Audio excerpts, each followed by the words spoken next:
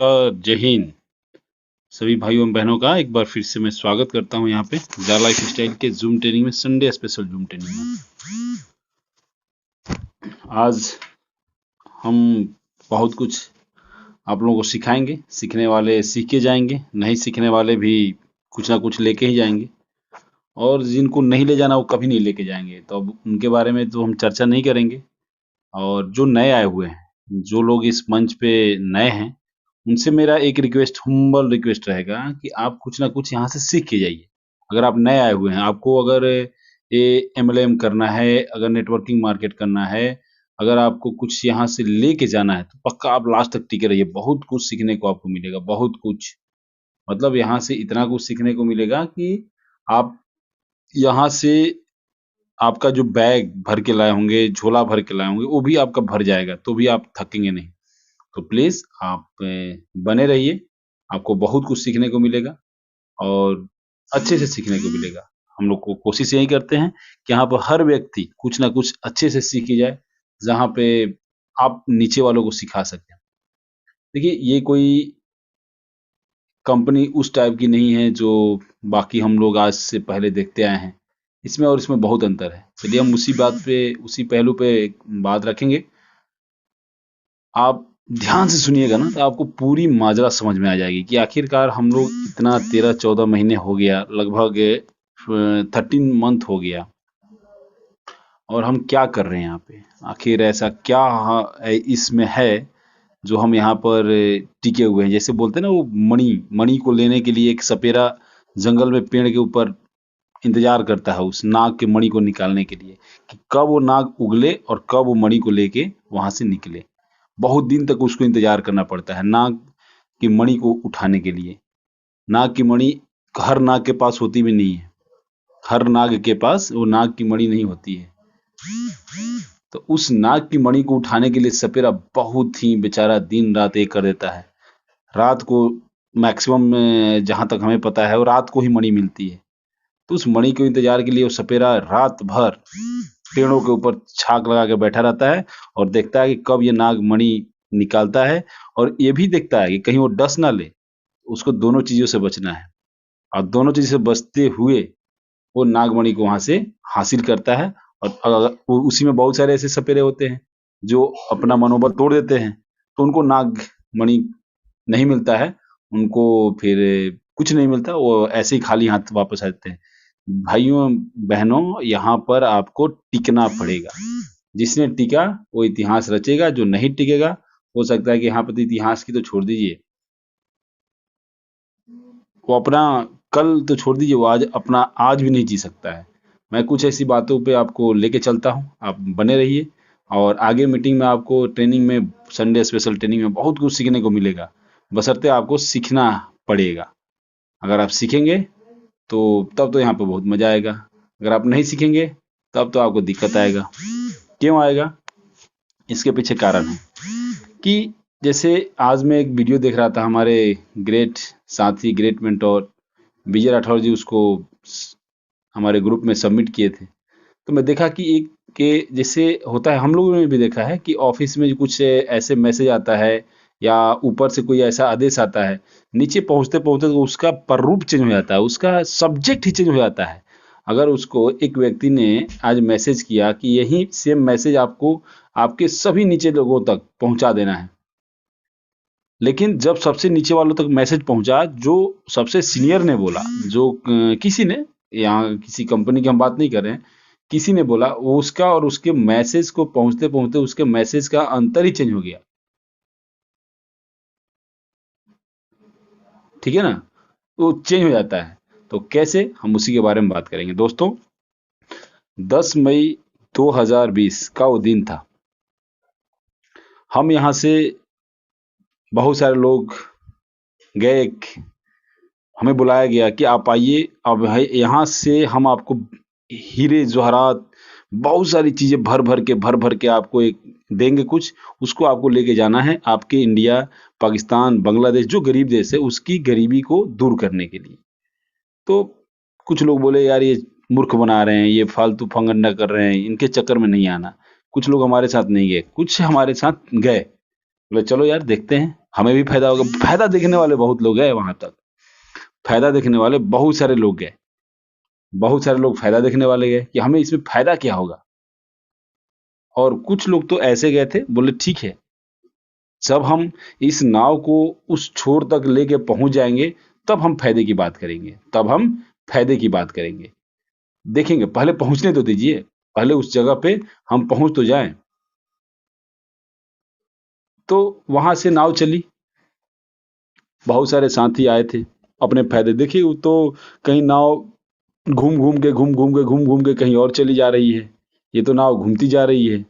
उनको विश्वास नहीं हुआ, बीच नाव को बीच मझधार में छोड़ के वहां से भाग खड़े हुए, नाव को बीच मझधार में छोड़ के वहां से भाग खड़े हुए। रास्ते में जो भी ट्रेन आई, प्लेन आई, जो भी जिस माध्यम से, वो वहां से भाग के इंडिया पहुंच गए, बांग्लादेश पहुंच गए, पाकिस्तान पहुंच गए, नेपाल पहुंच गए। जो जो गरीब देश के लोग गए थे, उनको, उनके अंदर हिम्मत नहीं थी, वो भाग खड़े हुए वहां से। तो हमारे जैसे, और उस मंच पे बड़े बड़े लोग आए थे, उस नाव को लेने के लिए बड़े बड़े लोग आए थे, वो बीच रास्ते में भाग गए। और मेरे साथी मिले, कुछ ऐसे साथियों के मैं नाम लेना चाहता हूं, जिनकी बदौलत ना हमने रात देखा, ना दिन देखा, ना परिवार देखा, ना समय देखा, कुछ नहीं देखा। आलोक यादव, विजय राठौर, ये दो बीच में हमारे ऐसे साथी मिले। ये भी उस नाव को लेके वहां से आ रहे थे, लेकिन हमारी मुलाकात नहीं हुई थी। हमारी मुलाकात बीच रास्ते में हुई। हम बोले, आप कहाँ जा रहे हो, कहाँ से आ रहे हो? तो बोले, हम भी इसी रास्ते, हम यहाँ से आ रहे हैं। बोले, हम भी तो वहीं से आ रहे हैं। बोले, कहाँ तक जाना है? बोले, यहाँ तक जाना है, गरीब देशों में जाना है, जहां तक गरीबों को मदद पहुंच सके। हम तीनों एक साथ हो लिए। बहुत सारे साथी उस समय भी थे, उधेड़-बुन में थे कि पता नहीं ये नाव पहुंच पाएगी कि नहीं पहुंच पाएगी। फिर भागे उठ के। कुछ फिर हमारे पास नए-नए साथी आए, नए-नए साथी आए। बोले, सर आप लोग कहाँ जा रहे हो? बोले, यार ये हमारे पास बहुत सारे सोना जवाहरात, बहुत हीरे मोती सब है हमारे नाव में। बस इसको गरीब देशों में पहुंचाना है, लेकिन इसको पहले लेके जाना है उस तट पे, जिस तट पे हम पहुंचना चाहते हैं। हमने उनका अपना एड्रेस बताया। तो बोले, सर पहुंच पाओगे आप लोग? आप लोग तो बीच रास्ते में कहीं तूफान आएगा, आगे बहुत सारा तूफान आने वाला है, आगे बहुत सारे कठिनाइयों से गुजरना पड़ेगा, बहुत सारे कस्टम वाले हैं, बहुत सारे इनकम टैक्स वाले हैं, आप गुजर पाओगे? हर देश के कस्टम वाले हैं। हम बोले, यार कस्टम वाले हैं तो देखेंगे ना कि हम गलत चीज लेके जा रहे हैं या सही चीज लेके जा रहे हैं। तो बोले, अच्छा ठीक है, देखते हैं, चलिए हम भी आपके साथ चलते हैं। लेकिन उन्होंने देखा कि पीछे तो कुछ, आगे देखा, अरे यार तूफान आने वाला है, तुरंत भाग खड़े हुए। लेकिन हमारे कुछ ऐसे भी साथी थे, सुनील शर्मा जी जैसे, मनीष श्रीवास्तव जी जैसे, राहुल मल्होत्रा जी जैसे, सुमन जी जैसे, सीमा जी जैसे, बोले शफीक जी जैसे, शेख साजिद जी जैसे। बोले, हम हैं सर आपके साथ, बिल्कुल हैं, ठीक है, हम हैं आपके साथ, भागने दीजिए, जिसको भागना है वो भागने दीजिए उसको, कोई बात नहीं, आप सही रास्ते जा रहे हैं, हम आपके साथ हैं। बीच में हमारे कुछ साथियों का तबीयत खराब हुआ, बहुत सारी कठिनाइयों से गुजरना पड़ा। से अपना हरीश शर्मा जी जैसे, शेख साजिद जैसे, विशाल पवार जी जैसे, इनको, इनका तबीयत खराब हुआ। हम बोले, कोई बात नहीं, आप हमारे बोट में ही लेट लीजिए, हम इस नाव को खेते हुए आगे जाएंगे, जब आप स्वस्थ हो जाएंगे तब हमारे साथ आ जाइएगा। और मैं शुक्रगुजार हूं हमारे उन दो साथियों का, मिस्टर विजय राठौर एंड आलोक यादव का, मैं शुक्रगुजार हूं। और सुनील शर्मा जी, मैं शुक्रगुजार हूं इन लोगों का, मनीष मनीष जी का। बोले, सर हमारा तबीयत भी खराब होगा ना, हम आपके साथ रहेंगे, हम, कोई बात नहीं, 10 में डेग नहीं चलेंगे, लेकिन 2 डेग तो आपके साथ चलेंगे। जब आप थक जाएंगे तो बताइएगा, हम आपके साथ खड़े हैं। करते करते तूफान के बीच में हम पहुंचे। बहुत सारे मेरे साथी बोले, यार तूफान में हम नहीं चल पाएंगे, हम तो सेफ जोन में चलने वाले आदमी हैं। वो तुरंत वहां से उठ के भाग खड़े हुए, बोले, जब आप तूफान से निकल जाना तो हमें कॉल कर देना, हम आ जाएंगे। भाग चले वहां से। हम फिर भी नहीं घबराए, हम फिर भी नहीं घबराए, तूफानों को भी क्रॉस किए। दोस्तों, मैं आप लोगों को एक चीज बताना चाहता हूं कि ये जो नाव है ना, अब बहुत नजदीक आ चुकी है। जिस सीमा पे हमें पहुंचाना था, जिस तट पे पहुंचाना था, उस तट के बहुत करीब है।